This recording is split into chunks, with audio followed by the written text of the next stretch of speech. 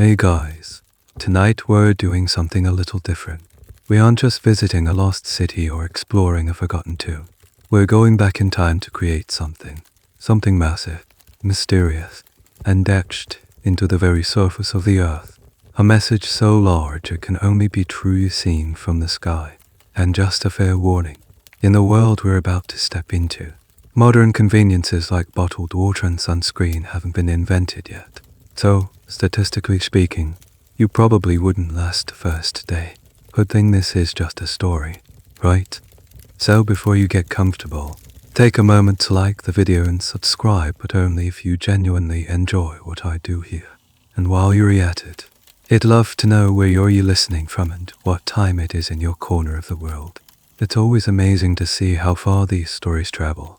Now, dim the lights.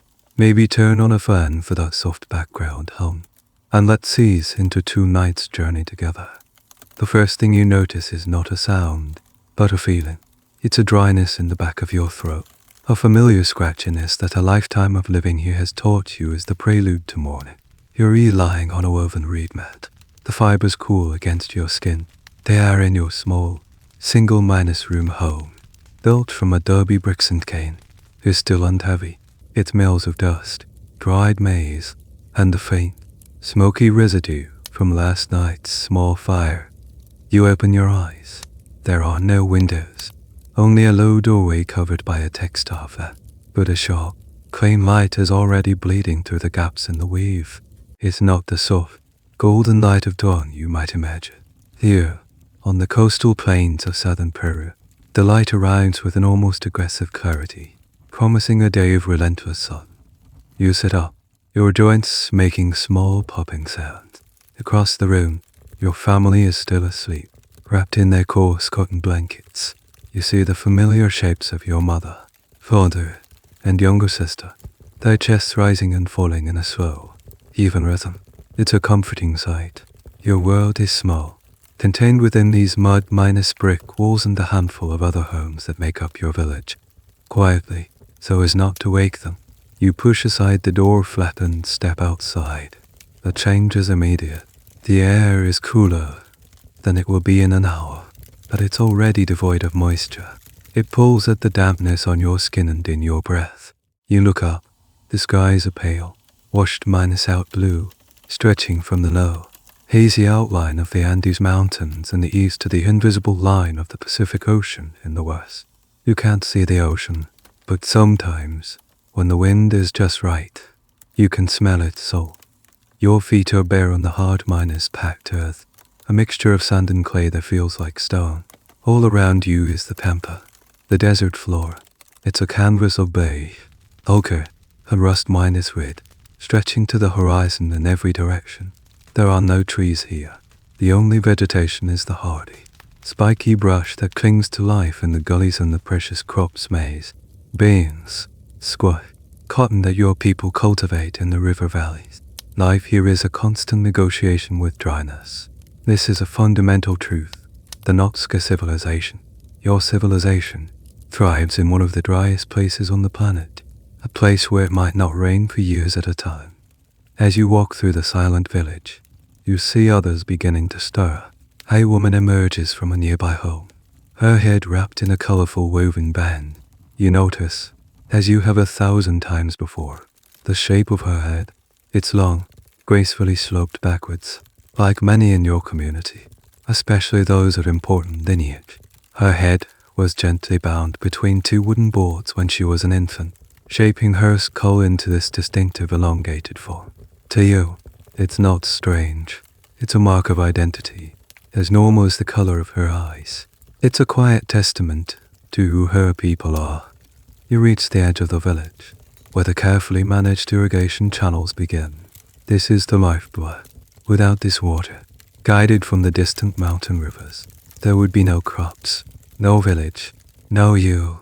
And as you stare out at the vast, empty expanse of the desert floor that stretches beyond the green of your fields, a thought that sometimes surfaces in the quiet moments returns. Why here? Why did your ancestors choose this specific, sun-scorched plain to call home? The elders speak of sacred ground, of a landscape with a powerful spirit. but the practical reasons remain a mystery. It's a question that, thousands of years from now, scholars and archaeologists will still be fiercely debating, trying to understand what drew your people to this stark and beautiful emptiness. For now, it's just home.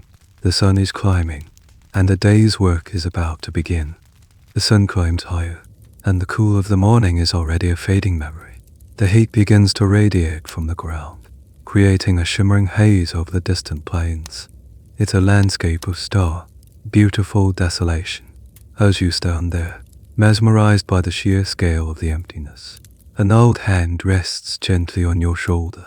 You turn to see your grandfather, his face a road map of wrinkles, each line earned from a long life under this very sun.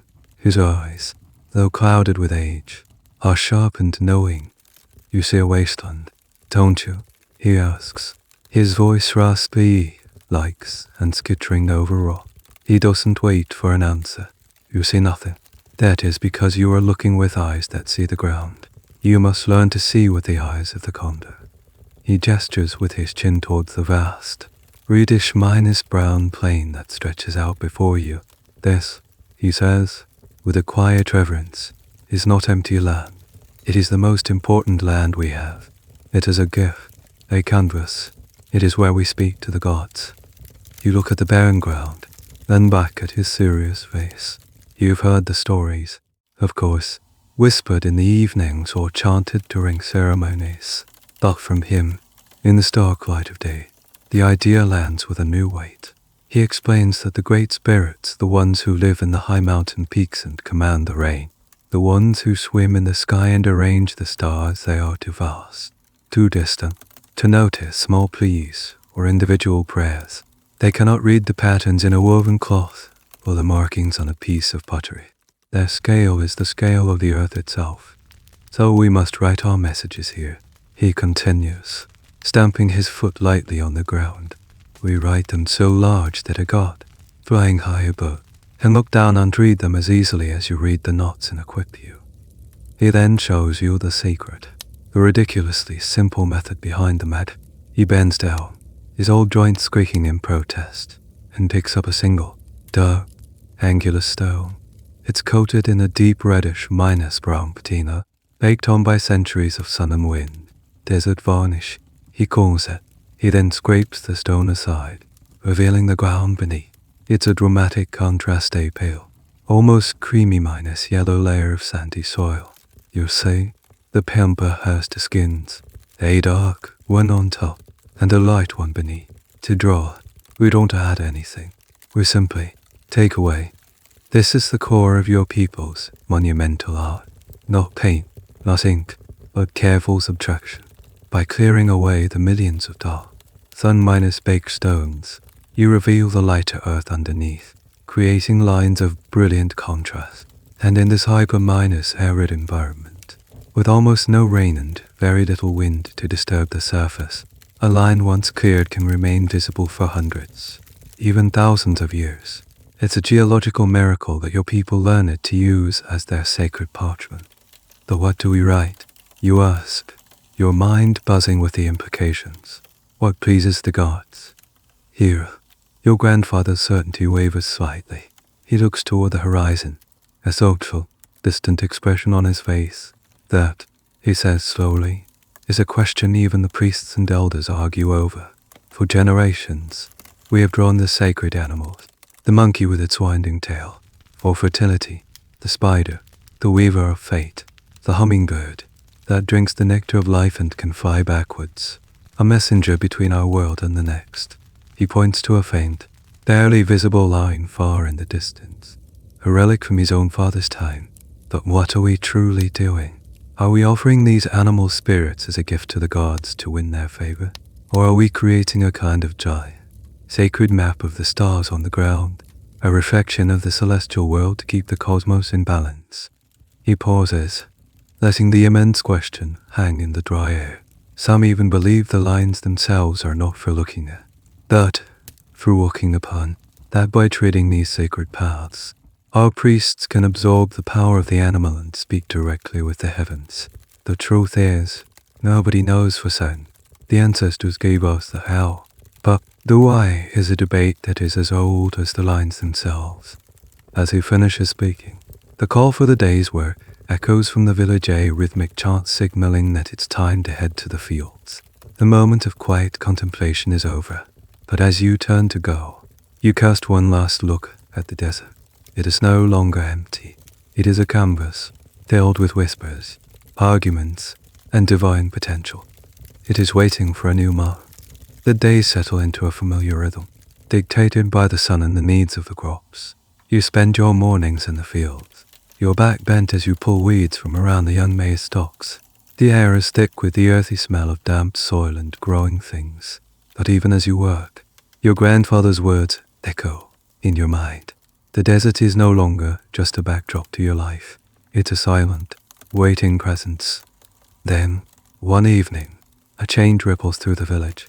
The chief and the high priest, a man whose elongated skull is the most pronounced in the community, call for a gathering. It's not a festival or a regular ceremony. The mood is different, charged with a nervous energy. Everyone assembles in the open space at the center of the village. The last light of day paints the sky in shades of orange and purple, and the first stars are beginning to prick the darkening canopy. 2 fires are lit, their flames casting long, dancing shadows that make the adobe walls seem to breathe.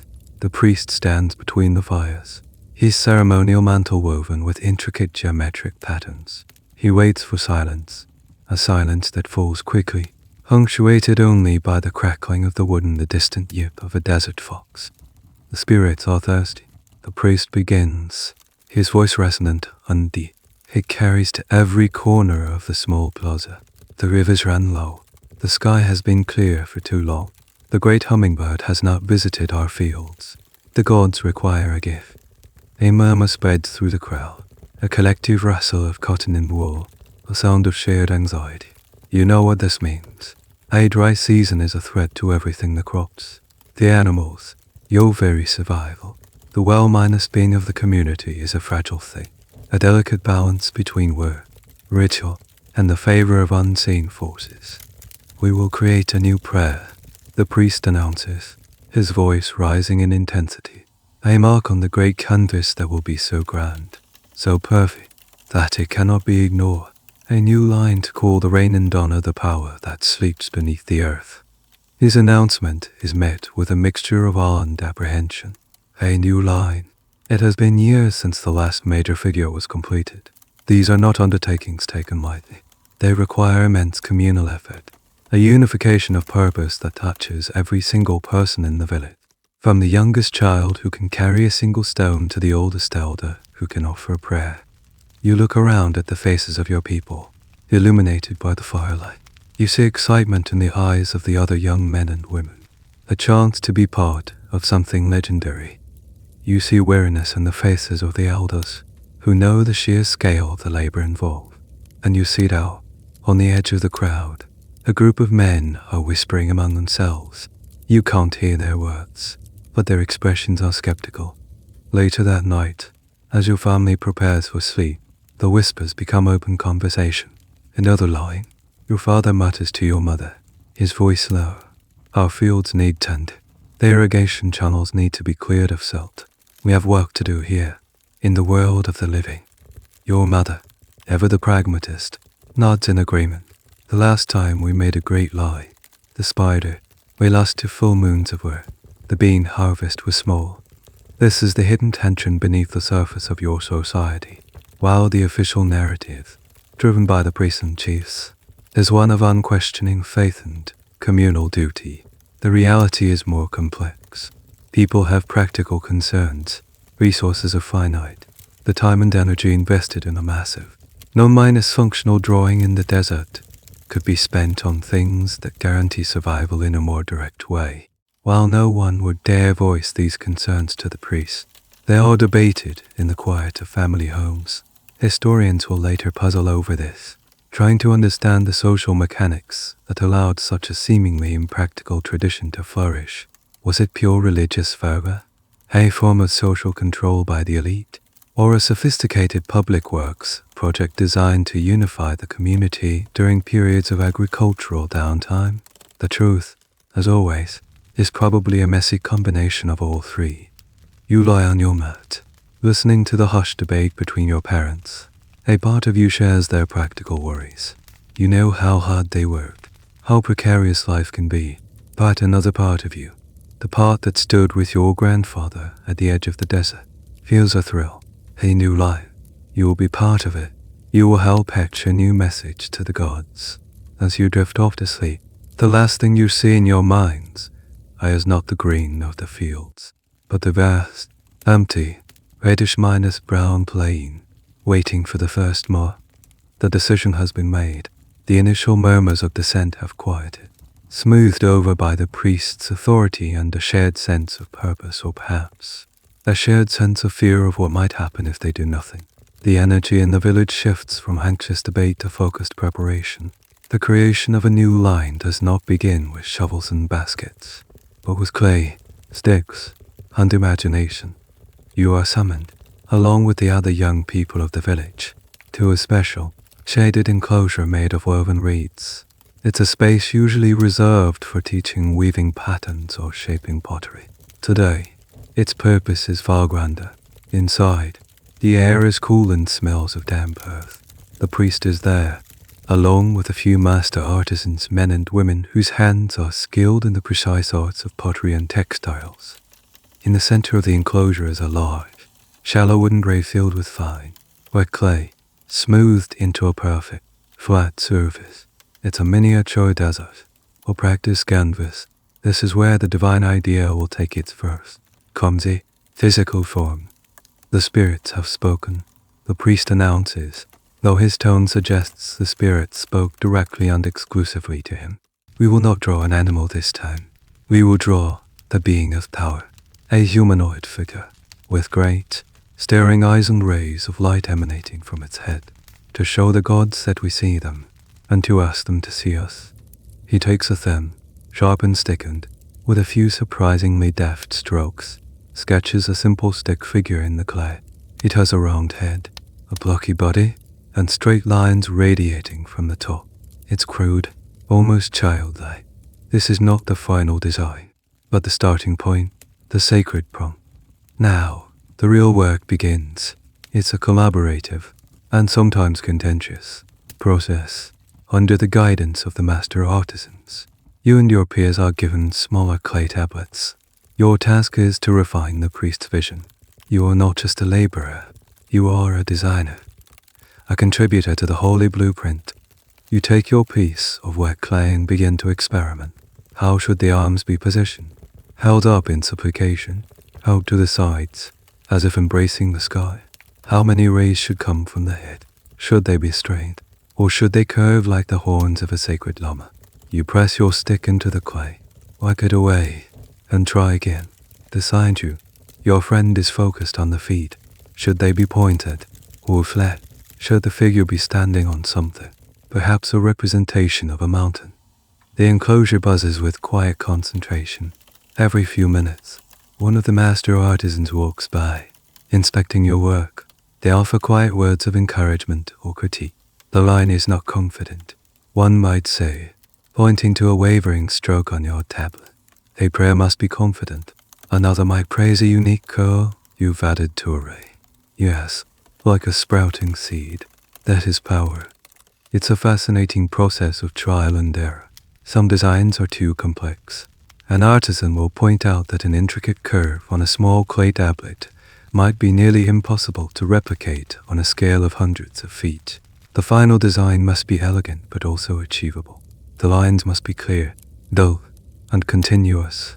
A broken line is a broken prayer. This small scale planning is a crucial, often overlooked, part of the process. For a long time, outsiders looking at the Nazca Lines would be baffled by their precision, speculating about alien technology or hot air balloons. The truth is far more grounded and, in a way, more impressive. It lies in this meticulous planning phase. Your people understood the principles of scale. They knew that to create a perfect circle a kilometer away, you first had to master drawing a perfect circle the size of your hand. The final, giant artwork's success is entirely dependent on the quality of the small, hand-held blueprint created right here, in this dusty, shaded room. You also learn about a peculiar, ritualistic element of the design process. As certain designs are rejected, they aren't simply wiped away. The clay tablets they are on are sometimes fired in a kiln, hardened, and then ceremonial broken. The shards are then saved. No one fully explains why. It's just what is done. Is it to prevent a failed prayer from being accidentally created? Or is it a way of offering even the mistakes to the gods, showing them all the paths considered? It's a small, strange ritual that future archaeologists will find evidence of puzzling caches of deliberately smashed high-quality pottery near the lines and will debate the meaning of for centuries. After days of sketching, arguing, and refining, a final design is chosen. It's a composite, taking the best elements from several different tablets. The figure has one arm raised, the other pointing down towards the earth. Its head has 9 rays, and its large, circular eyes give it an otherworldly, watchful expression. The master artisans transfer this final design onto a larger, carefully prepared cloth, creating the master blueprint.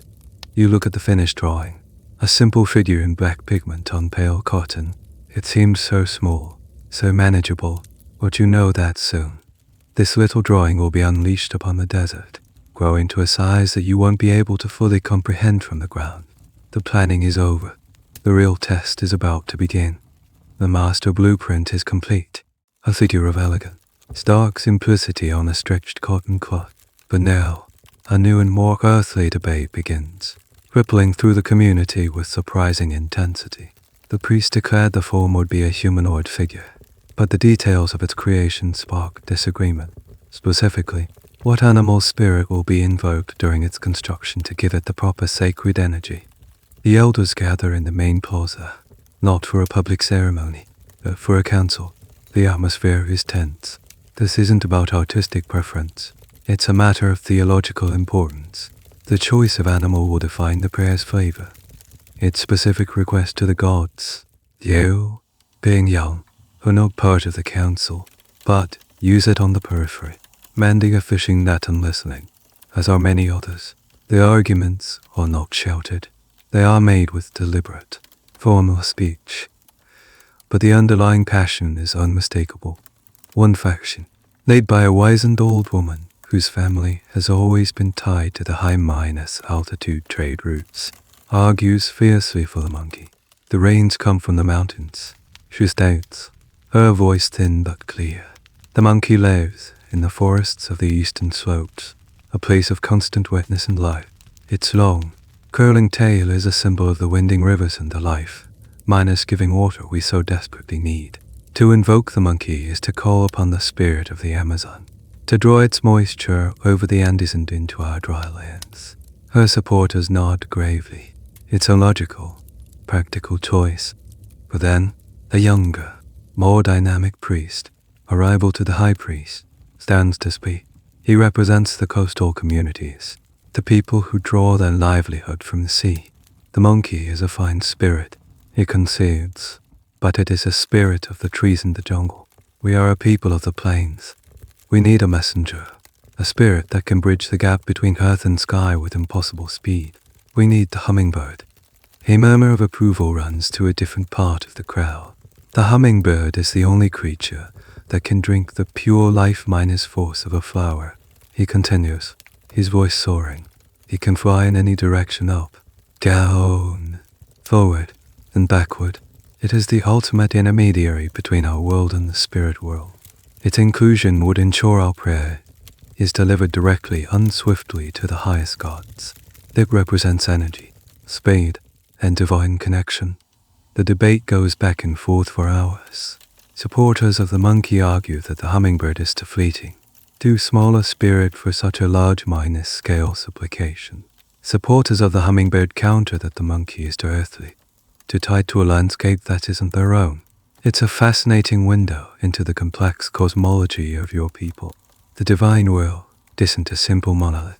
It's a web of competing forces, and choosing which one to appeal to is a strategic decision with dire consequences if you get it wrong.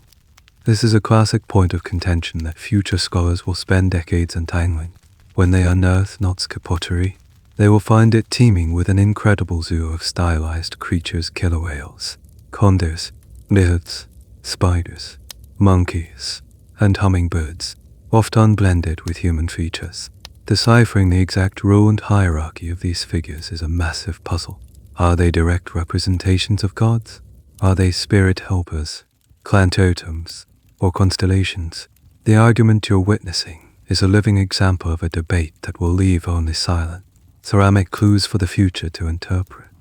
As the sun begins to set, casting long shadows across the plaza, you notice a strange detail. While the elders debate the primary animal spirit, the artisans are quietly preparing small, carved wooden effigies of both a monkey and a hummingbird.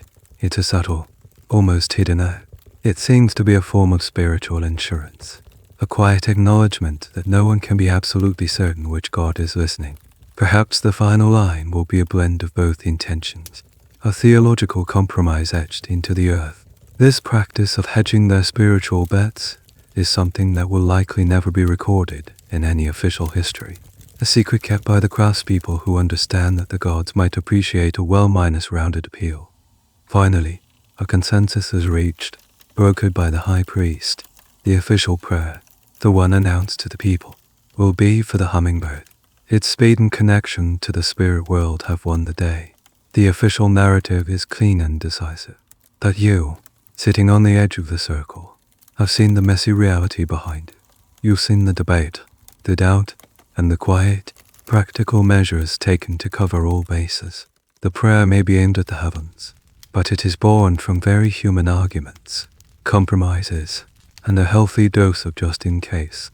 The divine plan is set, but its foundation is built on shifting sands of human opinion. With the spiritual debates settled, at least officially, the project moves from the realm of ideas to the world of physical reality.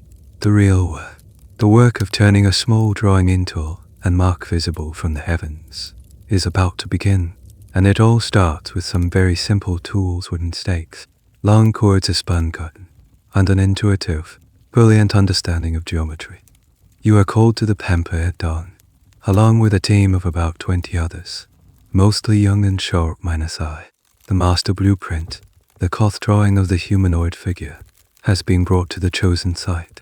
The location itself is significant, a wide, flat expanse of desert floor that is remarkably free of large boulders.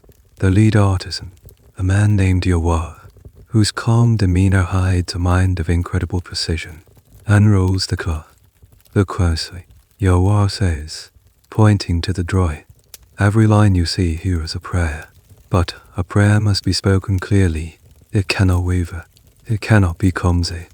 Your job is to be part of the survey team. You are not moving stones yet.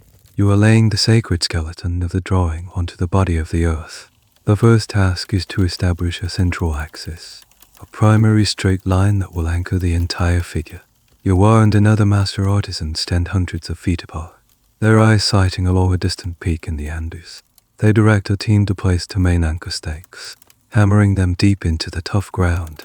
A thick, taut cord is stretched between them. This is your baseline.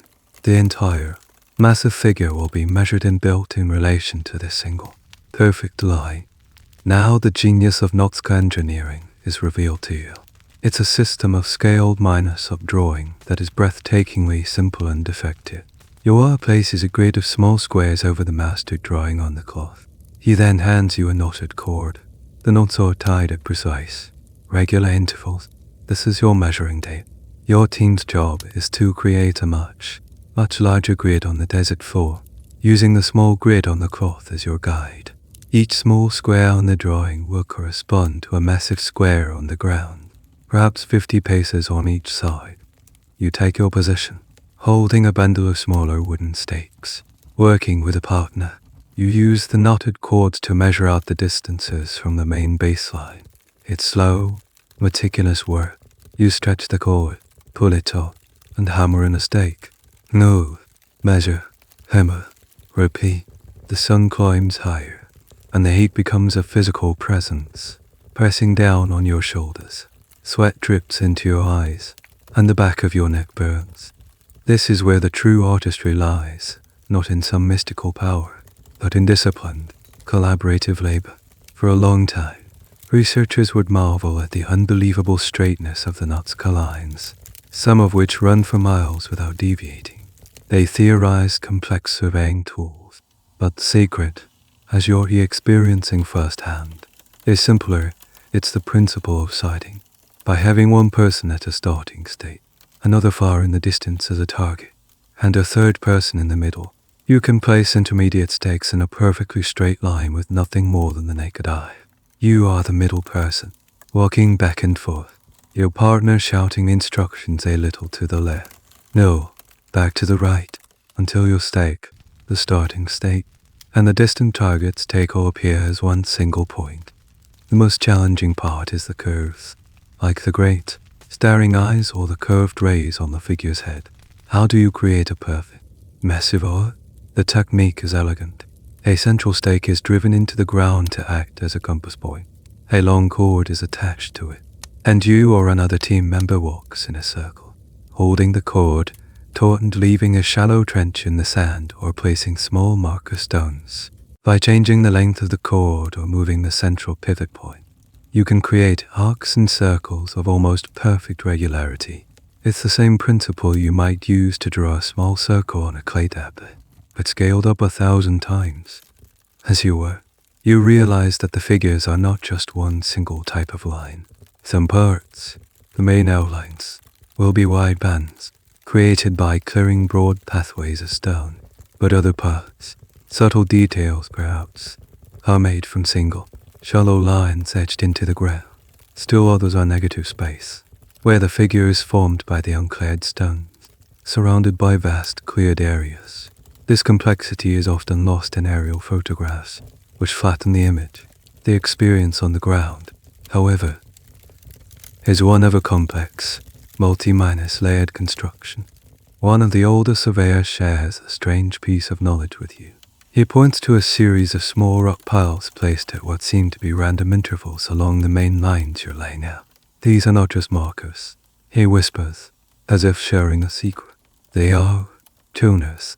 The old masters believed that the lines had to resonate with the earth. They would place these piles. Then a priest would come and listen to the line, feeling for a vibration. Sometimes they would move the entire line by a hand's breadth to make it hum correctly. Whether this is a literal acoustic tuning or a form of spiritual dowsing is unclear. It's a concept that defies simple explanation, a layer of ritual that future science will have no way to measure or verify. It's a point of intense academic debate. Were the Nazca people simply practical engineers, or were they operating within a framework of physics and spirituality completely alien to the modern world? By the end of the day, the desert floor is no longer empty. It's dotted with hundreds of small wooden stakes, connected by a web of thin, guiding lines made from cotton string. It's a faint, ghostly outline of the giant to come. From where you stand, it looks like a chaotic jumble of sticks and string. It's impossible to see the whole picture, but you trust the process. You trust the geometry. The skeleton is in place. Soon, it will be time to give it flesh. The skeleton of sticks and string lies expectantly on the desert floor. It is a promise, a map of the sacred work to come. But before the first dark stone can be moved, before the real labor of creation begins, there is one more essential step. The work cannot begin with the sweat of men, or with the consent of the earth. On the morning of the third day, the entire village gathers at the site. This isn't a working team. It's everyone, elders, adults, and children who are old enough to understand the gravity of the moment. The mood is not festive or celebratory. It is solemn, quiet, and deeply respectful. You stand with your family, the coarse fabric of your tunic feeling rough against your skin. The sun is still low, but its heat is already a tangible promise on the horizon. The high priest, adorned in his most impressive regalia, steps forward. He wears a cloak of dazzlingly bright feathers, shimmering in the morning light. On his head is a hammered gold ornament that flashes and catches the sun, sending brilliant sparks of light across the crowd. He is no longer just a man from the village. He has become a vessel, a conduit for the ritual. He walks slowly to the center of the staked minus-out figure, to the point that will become its heart. There, A small pit has been dug. Beside it are the offerings. These are not random items, but things of immense value to your people, symbols of life, sustenance, and craftsmanship.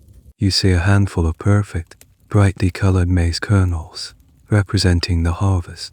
There are several dried chili peppers, symbolizing the fire of life. There is a small, exquisitely woven textile, its patterns telling a story of its own, a testament to the skill and time of the weaver. But the most important offering is a large ceramic jar, beautifully painted with images of water birds and flowing waves. It is filled with chicha, a fermented maize beer that is central to every social and religious event. It is the drink of communion, the substance that links the human world to the spiritual. The priest begins a low, rhythmic chant. It's a language of invocation, a series of words so ancient that their direct meaning is perhaps lost even to him. But their power, their resonance, is understood by all. He is addressing Pachoma, the great Earth Mother, the spirit of the ground on which you stand. He is not praying to her in the way he might pray to a sky god. He is asking her permission. He is explaining what your people are about to do to scrape her skin, to alter her face, to create a scar that will last 4 generations. The chant is an apology, a justification, and a plea for cooperation. He is promising that this act of disturbance is not one of disrespect, but, with the highest honor, the line you will create is not merely on the earth. It is a collaboration with the earth. As the chant reaches its crescendo, the priest takes the offerings one by one and places them carefully into the pit. First the maize, then the peppers, then the folded textile. Finally, he lifts the heavy ceramic jar of chicha. He holds it aloft for a moment, a final dedication, and then pours the entire contents into the earth. The liquid darkens the sandy soil, soaking in quickly, a dark stain that spreads and then vanishes. The earth has accepted the drink. Then comes a part of the ritual that will leave a confusing legacy for future archaeologists. The priest takes the now minus empty, beautiful ceramic vessel and smashes it against a rock. The shards scatter across the ground. This act of deliberate destruction is shocking, yet it feels ritually correct. Why destroy such a perfect object? Historians will debate this for years. Was it to release the spirit of the vessel, a way of killing it so its essence could accompany the offering? Or was it a more practical act, ensuring that a ritually used object could never be used for a profane, everyday purpose? The reasons are mystery, but the act itself seals the pact. Now, the final step. The priest stoops down and picks up a single, dark stone from the surface, the very first stone of the project. He holds it up for all to see. He then walks to the edge of the staked minus out area and places it carefully on a growing pile. This is the signal. The ritual is complete. The work is sanctioned. A collective sigh of relief seems to pass through the crowd. The tension breaks. The solemnity gives way to a sense of purpose. People begin to move, to organize themselves into work teams. The ceremony is over. The long, arduous task of clearing the Pampa has officially begun. You feel a sense of rightness, of being part of a sanctioned, holy endeavor. You are not just laborers digging in the dirt. You are participants in a living prayer, and you have just received the blessing of the ground beneath your feet. The sacred formalities are over. The pact with the earth has been made. Now, the reality of the work begins, and it is a reality defined by 3 things: the sun, the stones, and the relentless, mind-minus numbing repetition of a single task. You are assigned to a work team, a group of about 30 people responsible for clearing one of the long, straight lines that will form the figure's leg. The process is deceptively simple. The survey team has already laid out the guiding strings, marking the 2 parallel edges of the line, which is about 6 feet wide. Your job is to clear every single dark stone from the area between those 2 strings. You are given a woven basket. You find a spot, crouch down, and begin. Your hands, soft from mending nets and tending crops, are clumsy at first. The stones are not uniform. Some are small pebbles you can sweep aside with the edge of your hand. Others are larger, angular rocks the size of your fist that you have to pry from the hard minus-packed ground. They are all coated in the same dark, reddish minus brown desert varnish. and they are surprisingly heavy. Pick up a stone, place it in the basket. Pick up another, place it in the basket. Your world shrinks to the small patch of ground directly in front of you.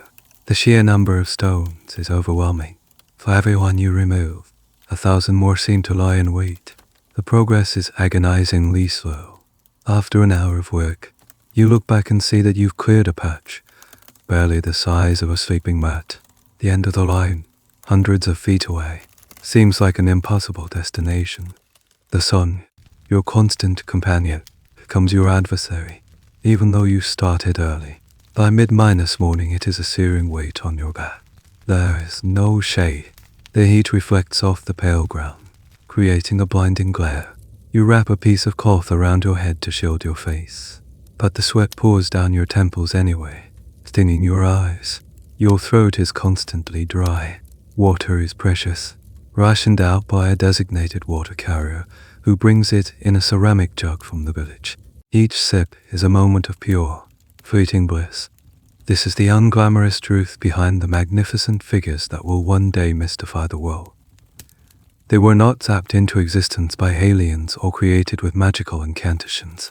They were built by hand, one stone at a time, by people like you, enduring heat, thirst, and crushing boredom. It's a form of labor that borders on meditation. Your mind, at first, rebels against the monotony. You think about anything and everything: the girl from the next village you saw at the last festival, the argument your parents had last night, a funny minus-shaped cloud in the sky. But after a few days, something shifts. The constant, repetitive motion starts to create its own rhythm. Then, pick, place, then, pick, place. Your body learns the movements, and your mind begins to quiet down. You stop thinking about the end of the line and focus only on the next stone. The world of worries and distractions fades away, replaced by the physical reality of the task. You become acutely aware of the texture of the rocks, the way the light hits their faceted surfaces, the satisfying thud as they land in your growing pile. It becomes a kind of Zen practice, a moving meditation. You are not alone in this. All around you, your friends and neighbors are doing the exact same thing. There isn't much talking. The work is too strenuous, the air too hot, but there is a sense of shared purpose, of communal effort. When your basket is full, you carry it to the edge of the line and dump the stones onto a long, neat pile that marks the border of the figure. These piles of cleared stones are just as important as the cleared lines themselves. They define the edges, creating a dark frame for the light-minus-colored geoglyph. Occasionally, you find something other than a stone, a strange, fossilized shell from a time when this desert was an ocean floor, an arrowhead lost by a hunter generations ago. These small discoveries are moments of excitement, a brief break in the routine, but mostly, it's just stones. One of the elders, too old for the heavy lifting, acts as a quality controller. He walks slowly along the cleared lines, his eyes scanning for any dark stones that have been missed. He'll point with a stick. There and there. His standards are exacting. The line must be perfect, pure. A single dark stone left in the pale earth is a flaw in the prayer, a stutter in the message to the gods.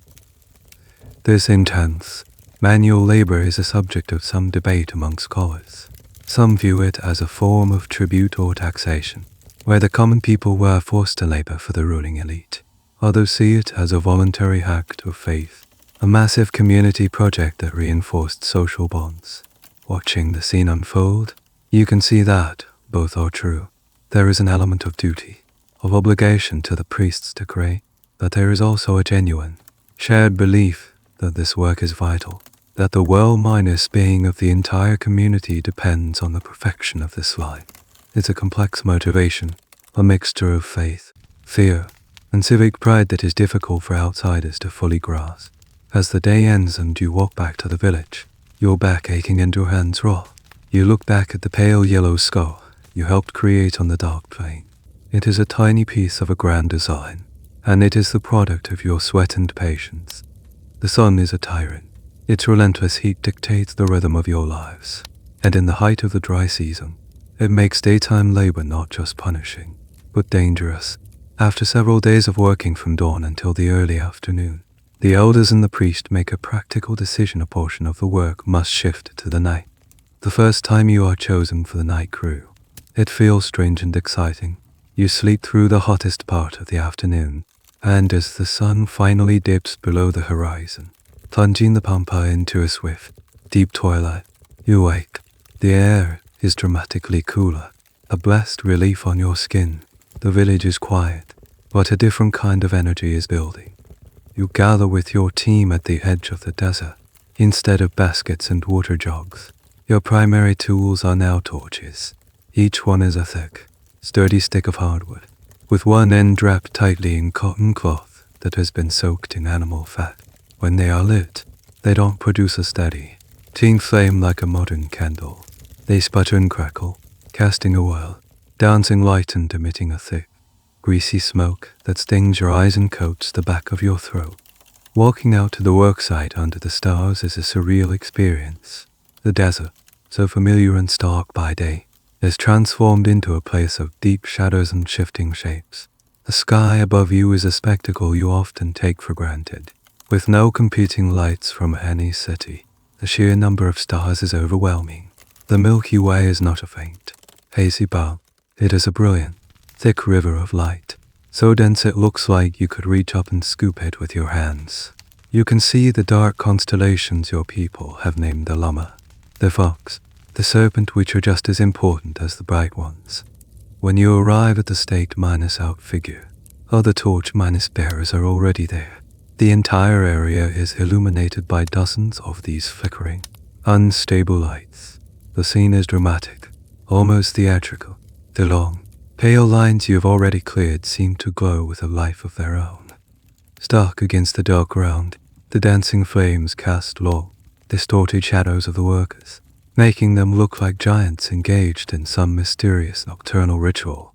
The work is the same, clearing stones, but the experience is completely different. Your world shrinks to the small pool of orange light cast by your torch. Everything beyond it is an impenetrable wall of black. This focused light makes the task easier in some ways. There are fewer distractions. You can only see the patch of ground you are working on. But it's also disorienting. You lose the sense of scale, the awareness of where you are within the grand design. You are a single point of light, a single worker toiling in immense darkness. The sounds of the desert are more pronounced at night. You hear the chirps and clicks of insects you never see, the distant call of a night bird, the soft rustle of the wind across the plain. It feels like the desert is more alive at night, its secrets stirring in the cool air. This practice of working at night is one of the many invisible aspects of the line's creation. Future observers will see the finished product, but will have no evidence of the smoky, torch-lit nights that went into its making. It's a practical solution to an environmental problem, but it adds another layer of mystique to the process. There's a curious side effect of the torchlight. The uneven, flickering light plays tricks on your eyes. Sometimes, as you stare at the ground, the patterns of the remaining stones seem to shift and move.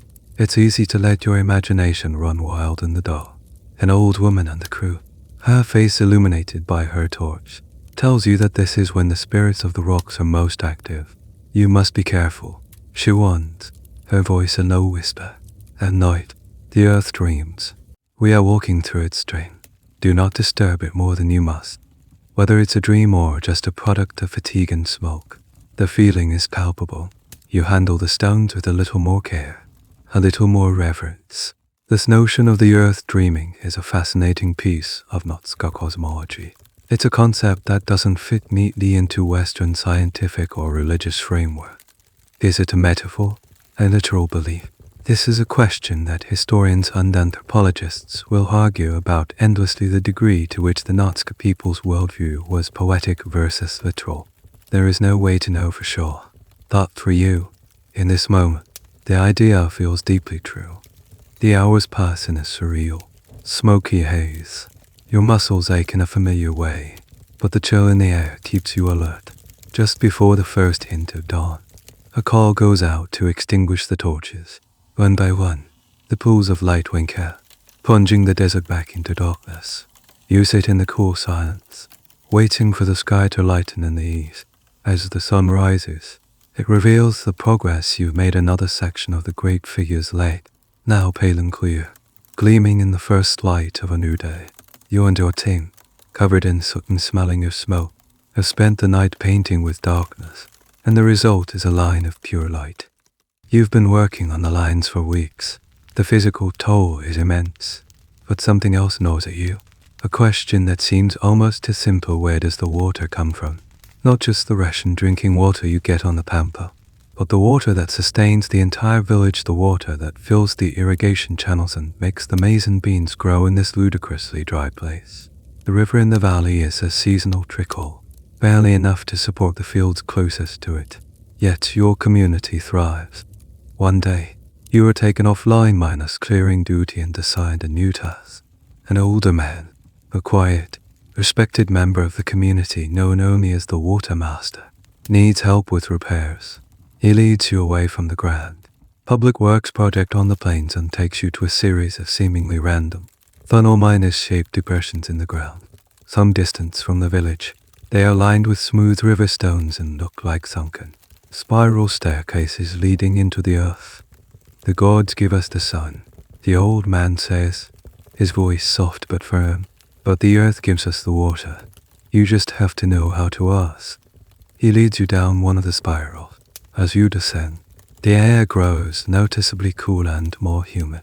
The oppressive heat of the surface world vanishes, replaced by a subterranean chill.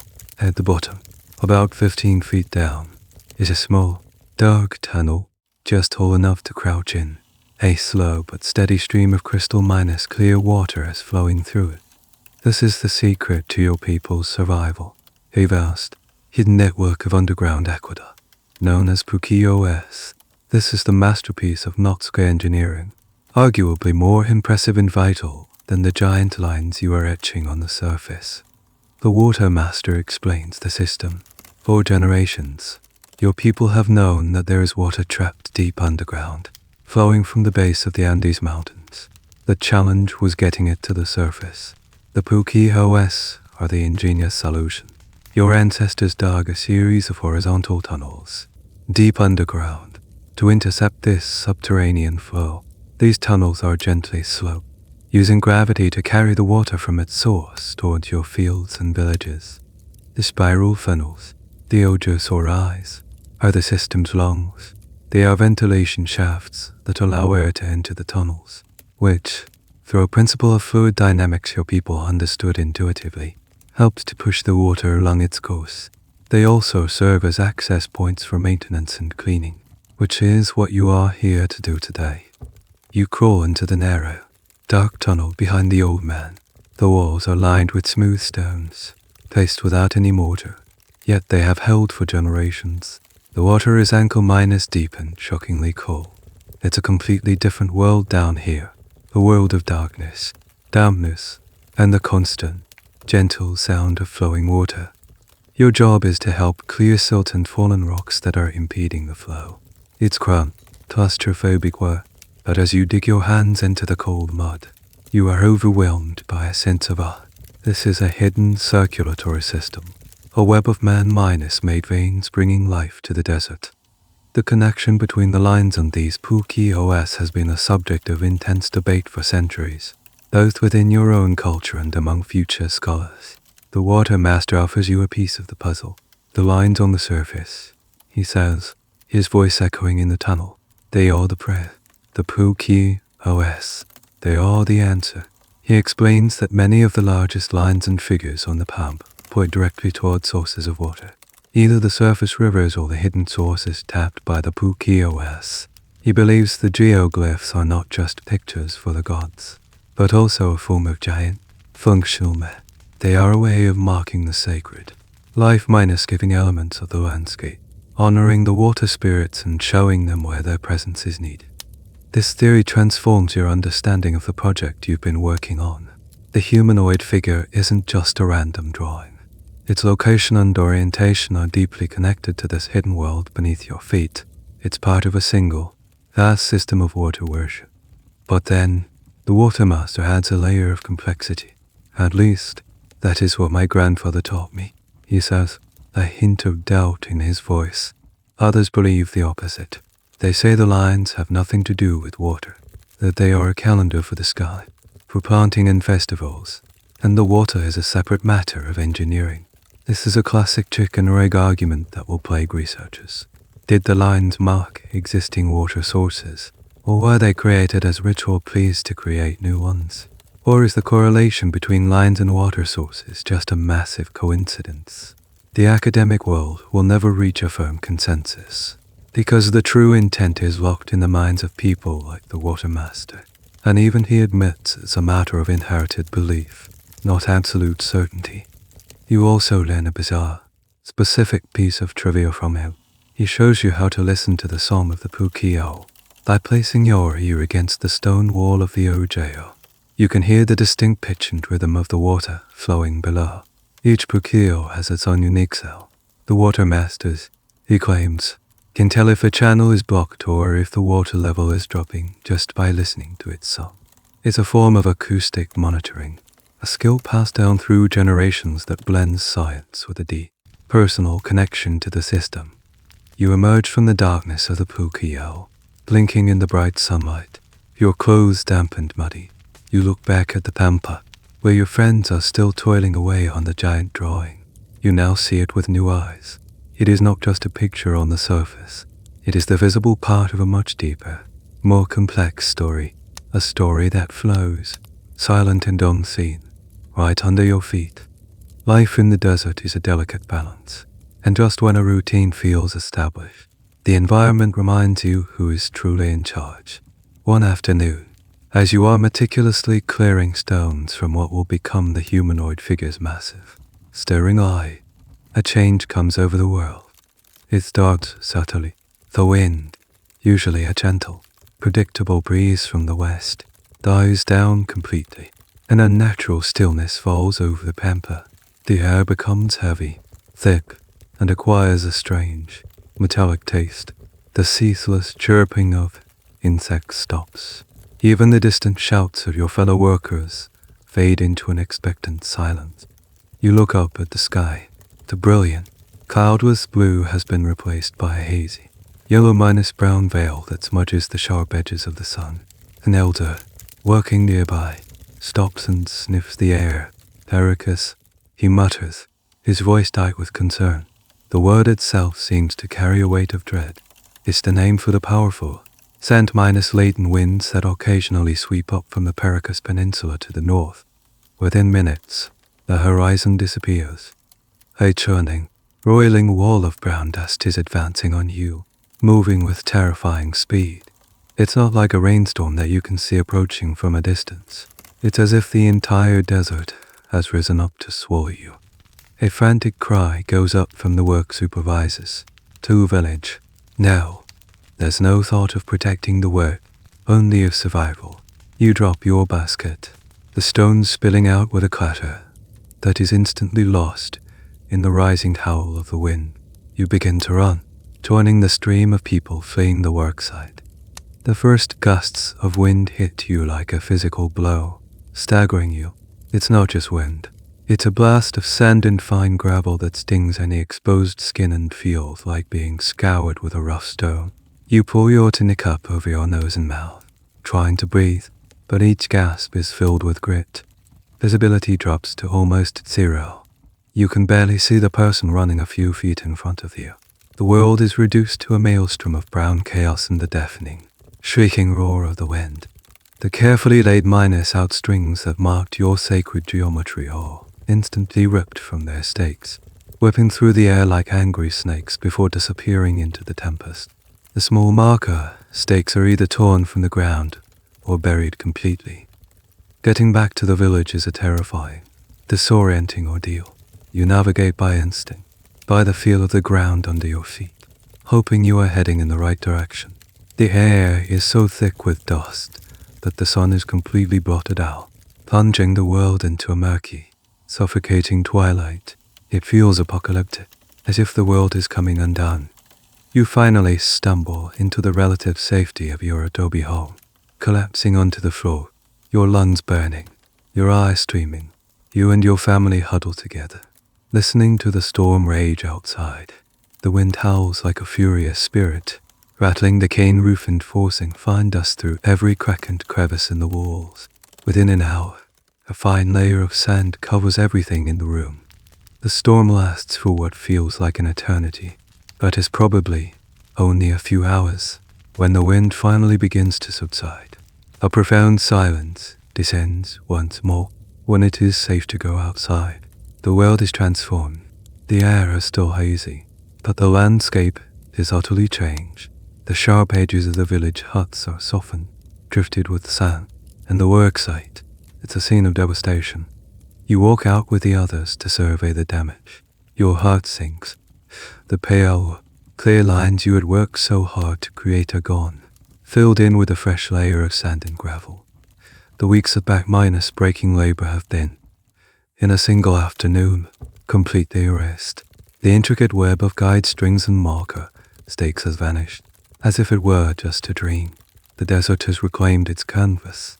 A mood of despair settles over the group. You hear people muttering, "It is a bad omen. The spirits are displeased with our work. The earth has rejected our offering." It's a devastating blow, not just to the project, but to the community's morale. All that effort, all that sweat and shared purpose, wiped clean.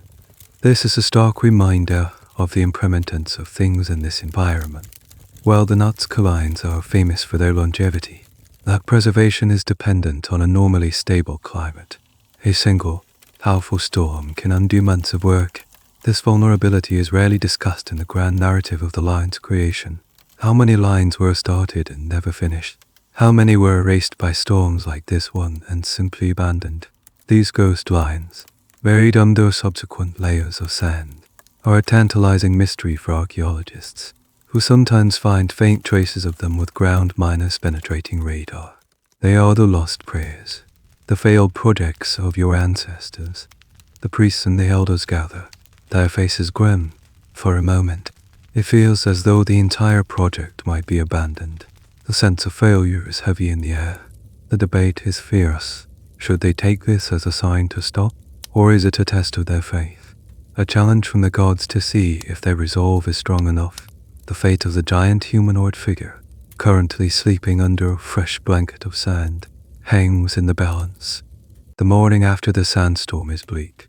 A fine layer of ochre dust coats everything, a constant, gritty reminder of the storm's power. The collective mood is one of sullen defeat. The beautiful, clean lines of your work are gone, and with them, the momentum of the project. Many believe it's a sign, a divine rejection of your efforts. But the high priest does not see it that way.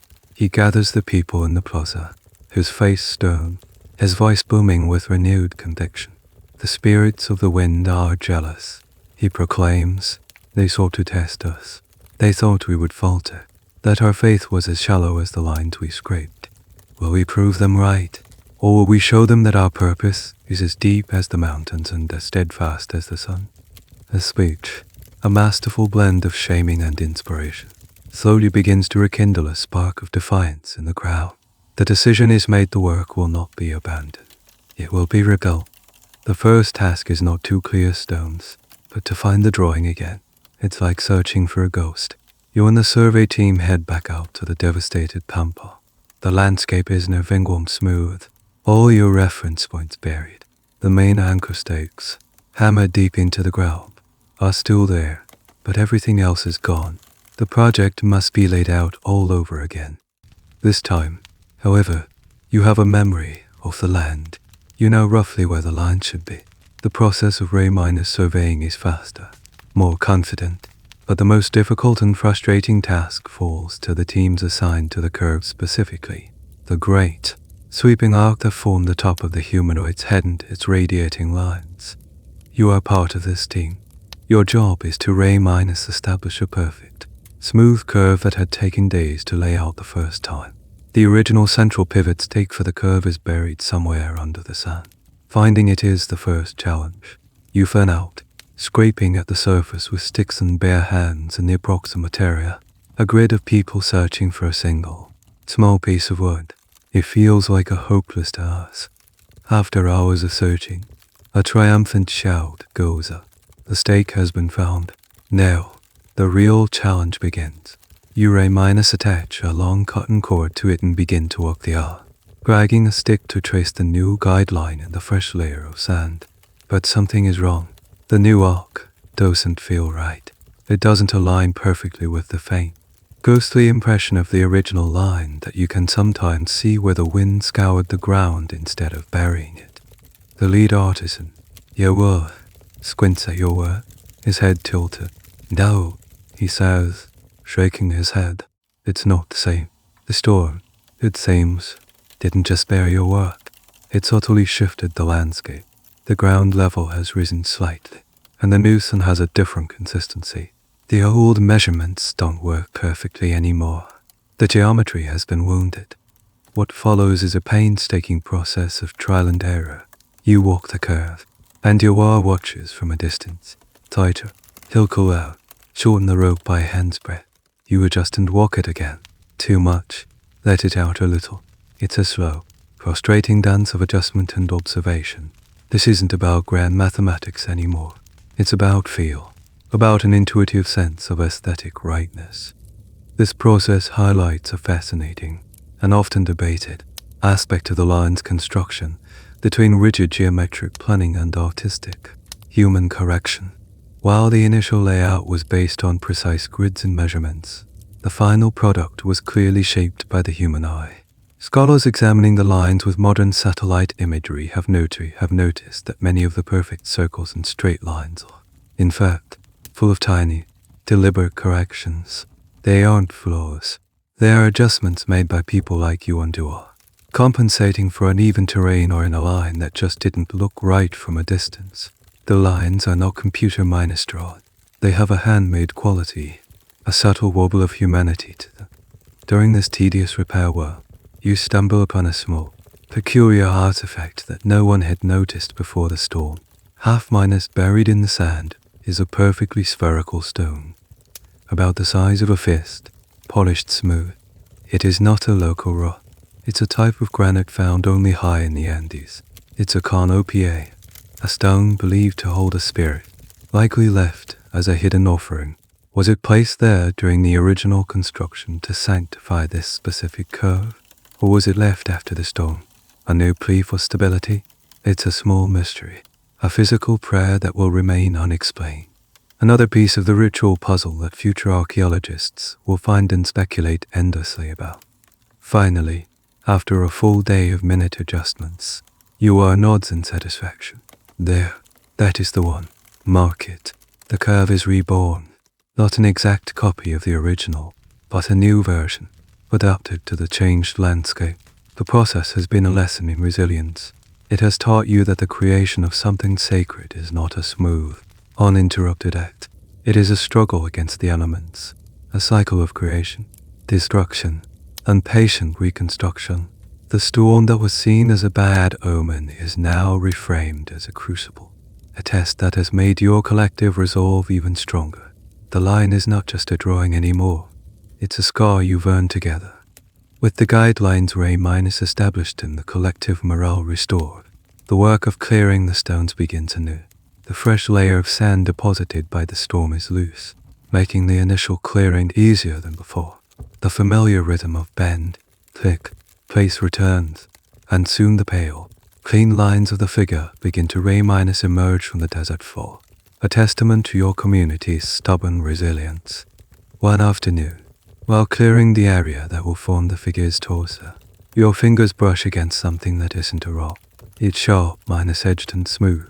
Curious, you dig it out of the sandy soil. It's a piece of a broken pot. The pot's hurt. It's not unusual to find old debris in the desert, but this one is different. It's brightly painted with a geometric design in red and black, clearly a fragment of a high quality vessel. As you continue working, you find another, and then another. They aren't scattered randomly. They seem to be concentrated in this specific area, almost as if a pot was deliberately smashed on this spot. You call over one of the older women, a respected potter from the village. She examines the shards, turning them over in her calloused hands. Ah, yes, she says with a knowing look. a ritual offering. This was not an accident. She explains that during the construction of major lines, especially those from a generation or two ago, it was common practice to make specific, targeted offerings at key points of the figure, its heart, its eyes, or its joints. These offerings weren't just the buried mason chicha you saw at the opening ceremony. They often involved the sacrifice of beautiful objects. A team of artisans would create a stunning piece of pottery, perhaps a double-minor spouted vessel painted with a fierce Conda spirit. It would be brought to the work site, filled with chicha, and presented to the gods in the earth. Then, in a moment of high ceremony, it would be shattered. The act of breaking it was what released his spirit, sending the prayer of the Conda, the skill of the potter, and the essence of the chicha into the ground, embedding the power directly into the geoglyph. You look at the scattered pieces with new understanding. This isn't just trash, it's the ghost of a ceremony, a moment of sacred, intentional destruction. You are digging through the archaeology of your own people. This practice is one of the key pieces of evidence that will allow future archaeologists to connect the lines to the Nazca culture. For a long time, the sheer strangeness of the lines lead to wild theories about them being made by other, even non-human, civilizations. But when archaeologists began excavating at the intersections of lines and at the centers of figures, they found caches of deliberately broken Nazca pottery and other ritual objects. These humble shards were the smoking gun, the undeniable cultural fingerprint that proved who the builders were. As your team continues to clear the area, you uncover more than just pottery. You find a collection of small, carved seashell beads, probably from a necklace. Then, most curiously, you find a single, mummified macaw feather. This is an object of incredible value and rarity, because are not native to your region. They come from the dense Amazon jungle, hundreds of miles away, across the formidable Andes Mountains. To have this single, iridescent blue minus yellow feather here is a sign of extensive trade, networks, and the immense prestige associated with such exotic goods. It was likely part of a priest's headdress, left as a powerful offering. The potter tells you a story about these embedded offerings. She mentions a controversial practice that some priests in her grandmother's time used to follow. They believed that for a line to have true life, she says in a hushed voice, it needed a true sacrifice, not just a pot, but something that had lived. She speaks of a belief that the spirit of a sacrificed animal, a guinea pig or even a llama, would become the guardian of the geoglyph. This idea is unsettling, and it's clear from her tone that it's a contentious topic. The historical and archaeological evidence for large scale animal sacrifice directly on the lines is ambiguous, leading to significant debate. While animal remains are found in Nazca ceremonial sites, finding them deliberately buried within the lines themselves is rare. Was this a common practice? Or was it a radical idea pushed by a few specific priests?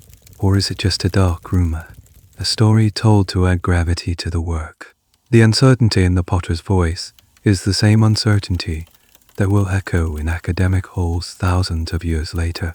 You carefully gather the pottery shards, the beads, and the precious feather. They will not be discarded. They will be given to the priest, who will likely bury them in a new offering, incorporating the power of the old ceremony into the new one. As you hold the feather, you are struck by the layers of history beneath your feet. The line you are creating is not the first prayer to be offered on this spot. You are building on top of older faith, older rituals, adding your own generation's voice to a conversation with the gods that has been going on for centuries. The desert floor is not a blank canvas. It's a palimpsest, a sacred document written by the hands of your ancestors. The figure is nearing completion.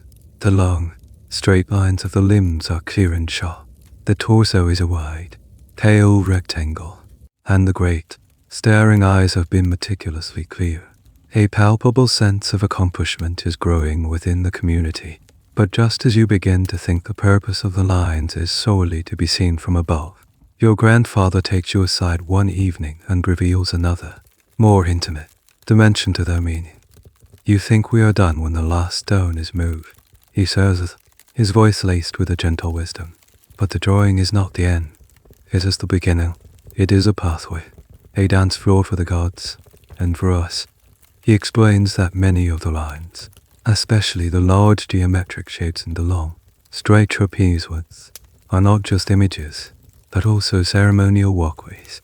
They are designed to be experienced from within, on foot. The next day, to demonstrate his point, he leads you and a small group of other young people to an older, finished geoglyph not far from your current worksite. It's a magnificent representation of a spider, its legs and body formed by a single, continuous, unbroken line from the ground. It's impossible to discern the full shape. All you can see are wide, cleared paths stretching off in different directions. Take off your sandals. Your grandfather instructs. The earth must feel your skin. You do as he says. The ground, cleared of the sharp, dark stones, is surprisingly soft and sandy under your feet. It holds the warmth of the sun. He leads you to the start of the line, at one of the spider's legs. Now, we walk, he says. Do not rush. Feel the path. Follow the line. Do not step off it. You begin the procession. It's a slow, deliberate, single-minus file walk. There is no talking, only the soft scuff of bare feet on sand. At first, it feels aimless. You are simply following a path that turns and curves. You walk down a long, straight leg, then turn a sharp corner to follow the edge of the body. You trace the intricate pattern of the spinneret, then loop back around to another leg. As you walk, a strange thing begins to happen. The repetitive motion, the focus required to stay on the path, and the silence of the group induce a light, trance-minus-like state. Your sense of yourself as an individual begins to dissolve. Then you feel a connection to the people walking in front of you and behind you, and to the great, unseen shape you are tracing with your feet. You are no longer just looking at a picture. You are becoming part of it. You are animating it with your movement. Your grandfather explains that these walks are a form of pilgrimage. Each animal or figure has a different energy, a different purpose. When we walk the spider, he whispers, we are walking the path of creation and destiny. We are asking the great weaver to spin a strong fate for our people. He tells you that other figures serve other purposes. Walking the hummingbird might be done to pray for healing or to communicate with ancestors. Walking the long, straight trapezewards is often a ritual of cleansing and purification. This idea of the lines as giant, walkable ceremonial circuits is a major theory among future researchers, championed by those who have physically walked them and experienced their meditative power. It contrasts with the more common view of them as being purely for celestial observation. The truth, many will conclude, is that they were likely both. They were multifunctional, serving the gods in the sky and the community on the ground simultaneously. As you continue your slow, winding journey, you notice something odd. At several key turning points in the design, there are small, subtle piles of stones placed just off the main path. They are almost unapproachable. Your grandfather sees you looking at them. He says with a smile. Those are for the clumsy ones. He explains, in a half-minus joking tone, that it is considered very bad luck to step off the sacred line during a ritual walk. The small stone piles act as spiritual bumpers. If someone were to stumble, their foot would touch the pile, and the negative energy of the mistake would be absorbed by the stones rather than the person. It's a fascinating and slightly comical piece of ritual engineering. It's a form of spiritual insurance, a small, practical accommodation for human error within a deeply sacred practice. This is a detail that will be completely invisible from the air and likely missed by most archaeologists. A secret of the walkers. The debate over the line's function, were they for viewing or for walking, will rage for decades in the academic world. Some scholars will argue that the figures, which are only recognizable from above, prove they were for the sky gods. Others will counter that the single, continuous lines of many figures make no sense unless they were meant to be traced on foot. The argument you're living through shows that it's not an either-or question. Your people simply didn't see a contradiction. The path you walk for your spirit is the same picture you offer to the gods. You complete the circuit of the spider, arriving back where you started, your mind calm and your body humming with a strange, quiet energy. You look over at the nearly finished humanoid figure. You now understand that your work is not just creating a static image. You are building a sacred space, a tool for transformation, a pathway that your people will walk for generations to come, long after you and the memory of your labor have turned to dust. The great humanoid figure is now essentially complete. The final stones have been cleared and placed neatly along its borders. The image lies, pale and stark, against the dark desert floor. A sense of weary satisfaction settles over the village. The monumental task is done. The prayer has been written. But in the quiet evenings that follow, as the community returns to its normal rhythms of farming and weaving, a subtle and persistent question begins to circulate. It's not spoken loudly in the plaza or debated in the council of elders. It's a question whispered between friends mending nets, between partners grinding maize. A thought pondered in the solitude of the night. Who is this really for? You're sitting with a group of other young men and women who toiled alongside you on the Pampa. You're sharing a gourd of chicha, a celebratory mood mixed with exhaustion. One of your friends, a pragmatic and slightly cynical weaver named Kile, voices the question that has been lingering in the back of everyone's mind. The priest says we made it for the gods, she says, wiping foam from her lip so they can look down from their mountain peaks and see our devotion. And that's fine, but we can't see it.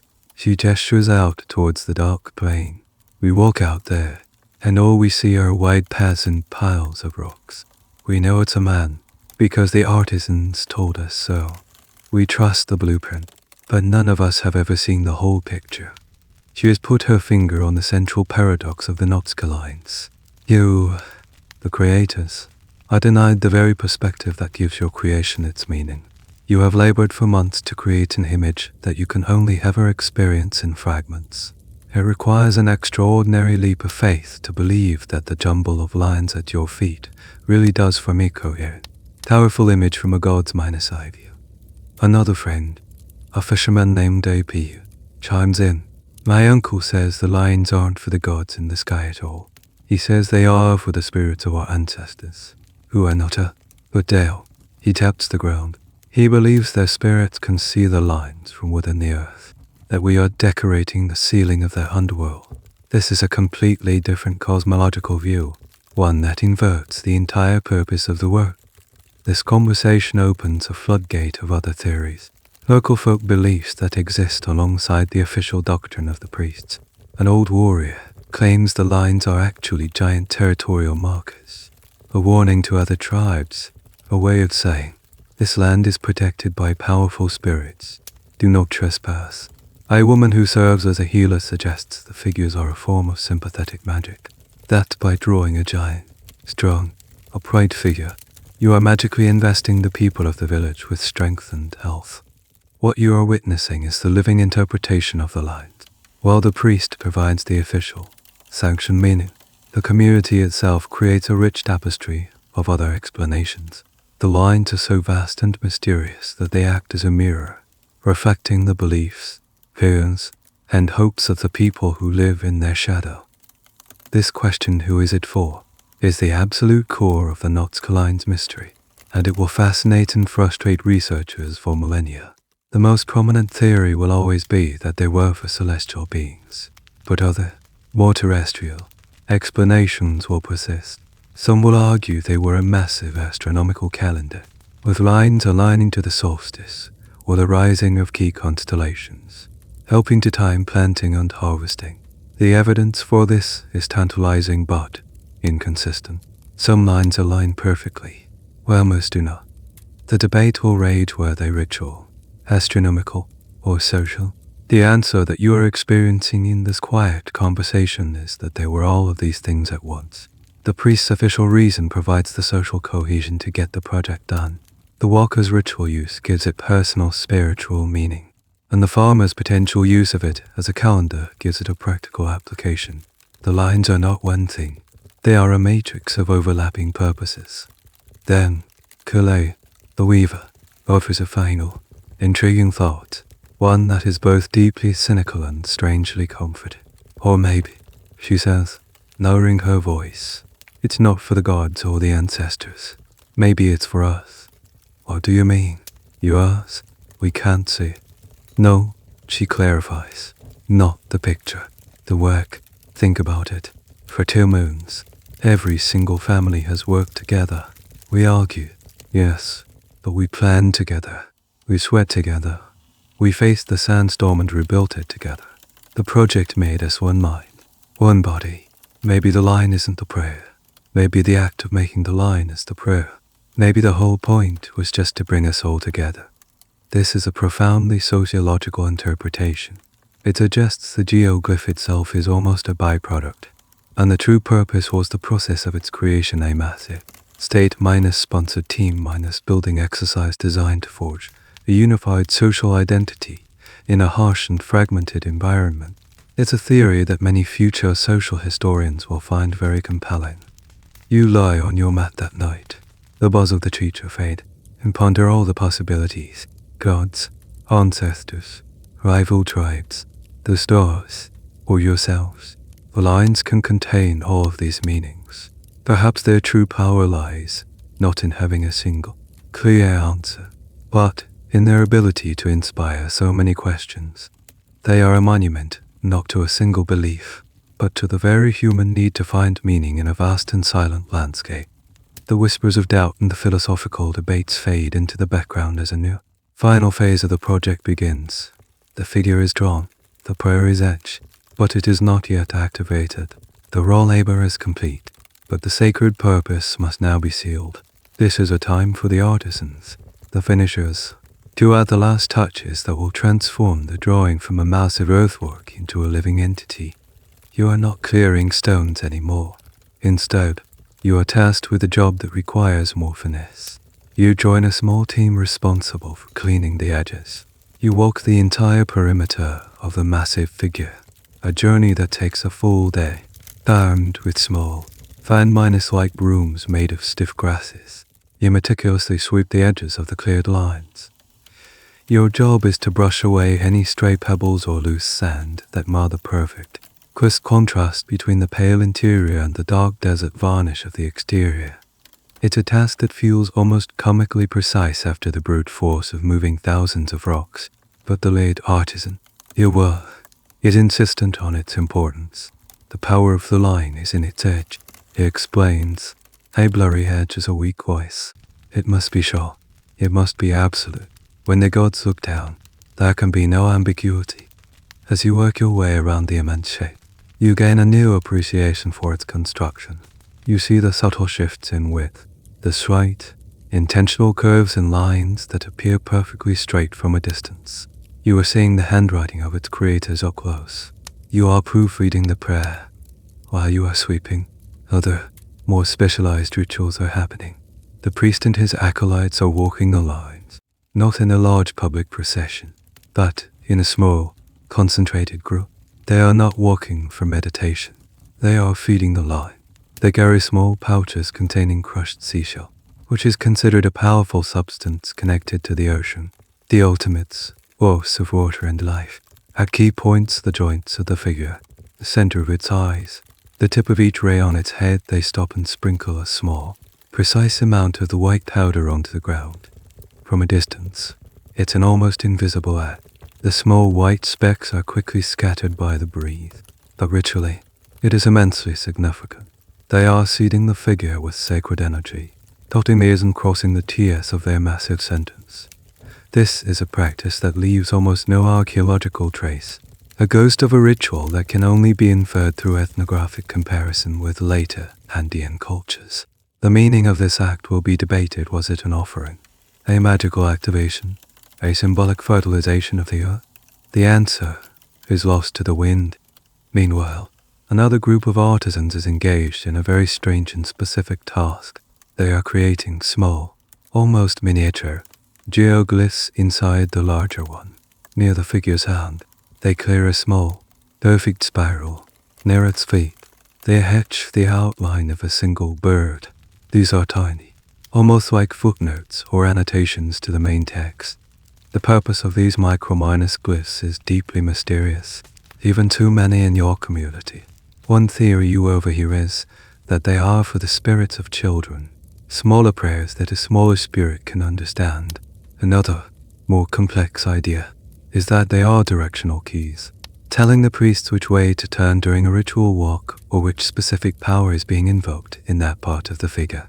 A more skeptical friend suggests they are simply the signatures of the master artisans, a way of discreetly signing their monumental piece of work for future researchers. These tiny, intricate figures hidden within larger ones will be a source of immense fascination and confusion, complicating any simple, single-minus function theory of the lines. Finally, the day of the last outline arrives. The borders are swept clean, the offerings have been made, the micro-minus glyphs are complete. All that remains is the final act of definition. The long piles of cleared stones that run along the edges of the figure are now attended to. For weeks, they have been rough, untidy heaps. Now, teams of workers are tasked with arranging them into neat, orderly walls. They are not building high walls, just low, curb-minus-like ridges, about a foot high.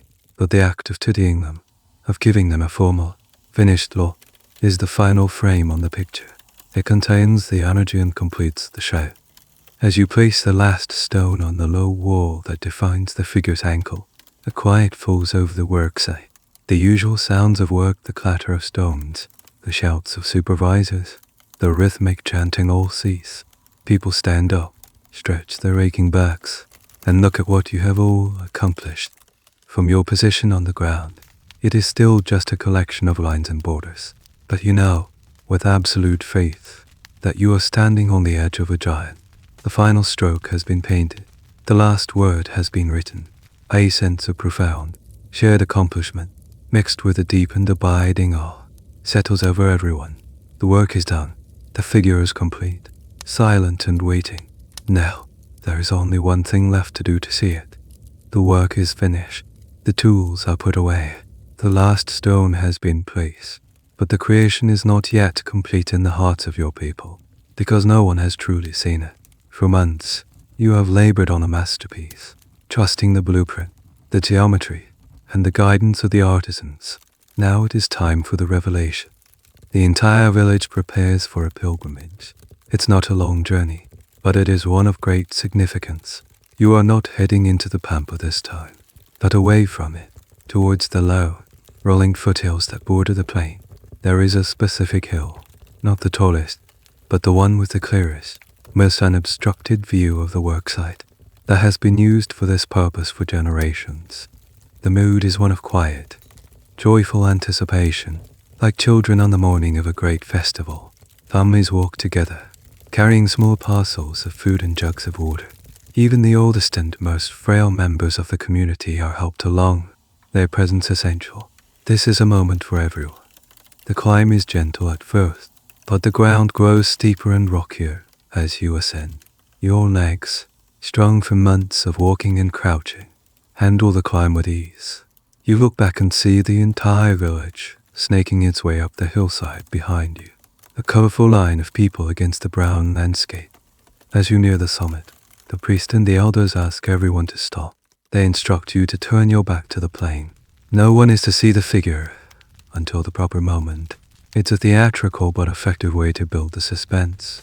You stand there, facing the rocky slope, listening to the wind and the shuffling feet of the crowd. As everyone gets into position, you can feel the vast, open space of the Pampa at your back, holding its secret. The priest begins a low chant, a prayer of thanks and dedication. He thanks the earth for allowing the work, the sun for giving the light to see it, and the spirits for guiding the hands of the builders. When the chant ends, a single, clear note is played on a conch shell trumpet. That is the signal. As one, the entire community turns around. A collective gasp ripples through the crowd. It is a soft, involuntary sound of pure astonishment. There it is. For the first time, you see it, not as a collection of peasant rock piles, but as a single, whole, magnificent image. It lies there on the desert floor, a pale giant reclining on a bed of reddish-minus brown. From this vantage point, the perspective clicks into place. The lines that seemed arbitrary on the ground now resolve into arms and legs. the curves that felt disconnected now from a head with 9 perfect rays. The 2 wide circles you meticulously cleared are now unmistakably a pair of huge, staring eyes, looking directly up at the sky, and at you. It is so much bigger than you imagine. It dominates the landscape, a statement of such audacious scale that it seems impossible that it was made by your own hands. You can see the faint traces of the other, older lines around it, the spider, the hummingbird, and you realize you have added a new god to the local pantheon, a new character in the silent, sprawling story on the desert floor. People are pointing, their voices hushed with awe. Look, you can see the hand we finished last week, the head. It's perfect. I worked on that lake. I never knew. There's a buzz of excited recognition as people identify the parts they personally labored on, finally seeing how their small piece fits into the glorious whole. A profound sense of pride swells in your chest. You didn't just move stones. You helped create that. Your grandfather stands beside you, his old eyes wet with tears. He puts a hand on your shoulder. You see, he says, his voice thick with emotion, you see what we can do.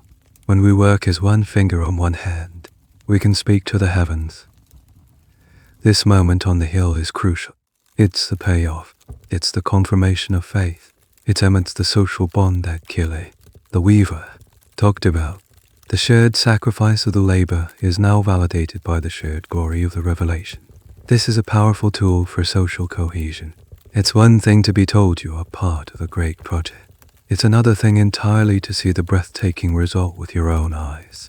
And yet, even in this moment of clarity, a new layer of mystery presents itself. From this hill, you can see the figure perfectly. But this is a relatively low hill. What about the figures that are miles away, in the middle of the plain, with no suitable viewing point nearby? This observation will later form a central pillar of the ancient astronaut or hot air balloon theories. How could they have made figures they couldn't possibly check from a nearby hill? The elders of your village have a simple, if enigmatic, answer for this. A curious child asks the priest how the ancestors saw the distant figures. The priest smiles and points not at a tall mountain, but up at the sky. The condor sees them, he says, and sometimes, on the clearest of days, the spirits lend us the eyes of the condor. It's a typically ambiguous Nazca answer, one that could imply shamanic flight, out minus body experiences, or simply a deep, abiding faith that what is made correctly on the ground will be seen correctly from above. The debate between mystical experience and practical engineering remains unresolved. For now, though, no one is concerned with those questions. You sit on the hillside with your family and your community, sharing food and watching as the setting sun changes the colors of the plain, throwing your creation into sharp relief. You have looked upon the face of your prayer, and it is good. Seeing the figure from the hilltop was a revelation for the mind. The next ceremony is a revelation for the body and the spirit. The geoglyph is not just an image to be viewed. It is a sacred space to be entered.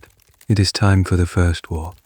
A few days after the viewing on the hill, another summons goes out. This time, it is not for the entire village, but for a select group. The priests and their acolytes, the chief and his family, the master artisans who designed the figure, and a representative group of the young people who did the bulk of the labor. You are among those chosen. It is a great honor. You gather at the base of the figure as the sun begins to set. The air is cooling, and the light is soft and golden. The mood is different from any of the previous gatherings. It's not the solemnity of the first offering, nor the joyous awe of the hilltop viewing. It is a quiet, intense, and slightly nervous energy. You are about to step into the prayer. The high priest, dressed in a simple white cotton robe, addresses the group. Tonight, we awaken the lion, he says. We will walk its path and fill it with our breath, our footsteps, and our spirit. We will give it life, so it may give life to us. The procession is led by a musician playing a haunting, breathy melody on a panpipe made of clay. The tune is simple, a repeating phrase that seems to mimic the wind. Following him are two acolytes burning palos onto wood, a fragrant, sacred incense whose smoke is meant to purify the path and make it pleasing to the spirits. Then comes the high priest, followed by the rest of you in single file.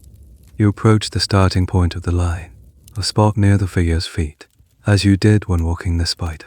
You remove your sandals. The priest is the first to step onto the cleared path. He does so with a visible reverence, as if stepping into a different realm. One by one, you follow him. The moment your bare feet touch the pale, sandy soil of the line, you feel a distinct shift. The ground here feels different, softer, warmer, and strangely charged with energy. It might be your imagination, fueled by weeks of labor and anticipation, but it feels real. You have left the ordinary world and entered the sacred diagram. The walk is slow, incredibly slow. It's a measured, rhythmic shuffle, your steps synchronized with the pulse of the panpipe music. The goal is not to get anywhere, but to be fully present in the journey. You walk the long, straight line of the leg, your eyes focused on the back of the person in front of you. The world narrows to the path, the music, and the fragrant smoke. As you trace the outline of the giant figure, you begin to experience it in a completely new way. You feel every curve, every straight line, every sharp turn in your own body. When you walk up one of the rays on its head, it feels like an ascent. When you trace the circle of its eye, it feels like you are enclosing a sacred space. You are not just walking on a drawing, you are drawing it with your own body. This ritual procession is a key aspect of Nazca life that is almost impossible to reconstruct from archaeology alone. While researchers can study the paths, they cannot replicate the original context of music, the incense, the collective belief, the state of mind of the participants. They can walk the lines, but they can never truly enter the Nazca ceremony. The debate over whether the lines were primarily astronomical or ritual often misses the point that, for your people, the two were probably inseparable. The stars were part of the ritual, and the ritual was aligned with the stars. At the center of the figure's chest, its symbolic heart, the procession stops. Here, a large, flat stone has been placed. The priest stands upon it and begins a long, chanted invocation, his voice rising and falling in the twilight. He is speaking to the figure itself now, addressing it as a living entity. He gives it a name, which will only be known to the initiate. He asks it to be a guardian for the village, a conduit to the gods, a bringer of rain and fertility. As he chants, you notice a small, peculiar detail. A few of the older artisans are chewing coca leaves, a common practice for energy and focus. But here, they are not just chewing. They occasionally spit a small amount of the green, pulpy liquid onto the ground at the edge of the line. It's an offering of Mombi, the activated coca spittle, considered a potent way of feeding spiritual energy directly to the earth. This is a deeply personal, informal offering, happening in the shadow of the priest's grand, formal one. It's another layer of the rich, complex religious life of your people, a folk practice that coexists with the state religion.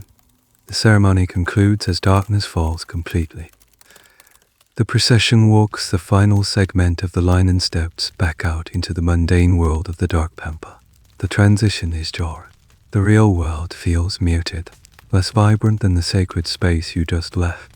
You walk back to the village in silence, the haunting notes of the panpipe still echoing in your mind. You feel changed. The line is no longer just a project you worked on. You have walked its veins. You have helped to wake it up. It is now a part of you, and you are a part of it. The giant figure lying on the dark plain is no longer just a message to the gods. It is a living, breathing part of your community, its heart beating in time with your own.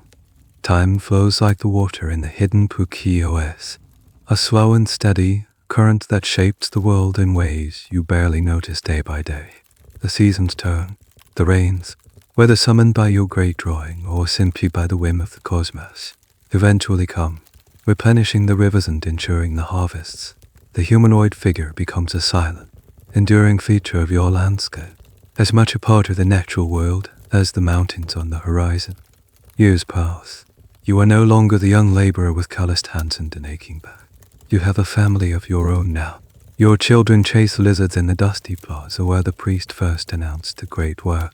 The lines on your own face have deepened, a personal map drawn by the sun and by time. You have walked the great figure many times now. You've walked it in solemn procession during times of drought and in joyful celebration after a bountiful harvest. You've walked it alone in the quiet of dawn, seeking guidance or peace. Each walk deepens your connection to it, but also softens the sharp, vivid memories of its creation, the monumental effort, the sandstorm, the arguments. They are all still there, but they have become stories, anecdotes you tell your children. One afternoon, you walk to the same hill where you first saw the completed figure. You sit on a sun-warmed boulder and look down at the Pampa. The humanoid figure is still there, clear and undeniable. From this distance, it looks untouched by time, a permanent feature of the earth. But you know the small ways it has changed. A powerful winter wind has blurred one edge slightly. A rock slide from a small earthquake has covered a tiny portion of its foot. It is not an immutable monument. It is a living thing, subject to the slow, relentless forces of the desert. You see your own life reflected in it. The person who helped create that figure is both you and not you. You are a guest of time, a temporary visitor who was granted the privilege of leaving a mark. But the mark itself now has a life of its own, a destiny separate from its creators. This feeling brings to mind one of the most profound and unsettling questions about your people's work, a question that the elders sometimes ponder, but never answer directly. Why did your ancestors start making these lines? And why, as some whisper, is the practice starting to fade? You've noticed the change. In your grandfather's time, creating a new major figure was a regular, generational undertaking.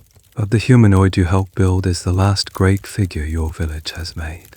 Since then, the works have been smaller, a few long, straight lines, a simple spiral. The collective will, the monumental ambition, seems to be waning.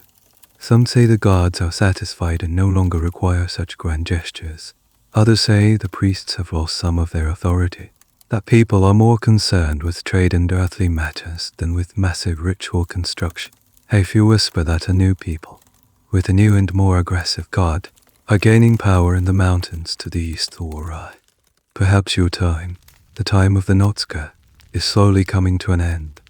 This question of why the Nazca culture, and with it the practice of line-making, eventually declined is a massive puzzle for future historians. There is no evidence of a violent conquest. The transition seems to have been gradual. Was it environmental change? A series of catastrophic droughts that broke the people's faith in their water-conning rituals? Was it cultural assimilation by the expanding Warai Empire, whose armed religion began to appear in your region? Or was it simply a slow, internal transformation, a society evolving beyond the beliefs that sustained the line-making tradition? There is no single, agreed upon answer. The end of the Nazca is as mysterious as their beginning. You look down at the figure and are struck by a strange, melancholic thought. You know exactly why you built it. You remember the priest's call, the fear of drought, the communal effort. But will your grandchildren's grandchildren know? The specific reasons, the immediate urgencies, fade with memory. What is left is the object itself, silent and vast. It will outlive its own purpose. It will become a mystery, a blank space onto which future generations will project their own meanings. You think about the peculiar artifacts you found during the construction, the macaw feather from the distant jungle, the polished stone from the high mountains. They were objects of immense significance to you, laden with specific ritual meaning. But stripped of their context, what would they look like to a stranger? Just a pretty feather and a smooth rock. In the same way, your great prayer, stripped of the context of your beliefs, will become just a giant, inexplicable drawing in the sand. You're a guest of time, but your work will become a permanent precedent. It will remain long after the names of your gods are forgotten, long after the reasons for its creation have turned to dust and been scattered by the desert winds. It is a strangely comforting and deeply humbling thought. You are a fleeting whisper, but you have left behind an eternal echo. The sun is low, casting long, soft shadows that stretch like fingers across the Pampa. You are old now. Your skin is as dry and wrinkled as a dried chili pepper. and your steps are so indeliberate. You are leading a small group of children, their bright eyes wide with curiosity, out to the edge of the desert. Among them is your granddaughter, her small hand holding tightly onto yours. She points a tiny finger towards the faint outline of the great humanoid figure, barely visible in the fading light. Did you really make that, grandfather? She asks, her voice full of the pure, unfiltered dog that only a child can possess. You smile, a slow creasing of your face. I helped, you say? We all did. It took the whole village. You have become the storyteller now, the keeper of the memory. The other elders from your generation have passed into the earth, their spirits now perhaps looking up at the lines from below. As APU the fisherman used to say, it falls to you to transmit the story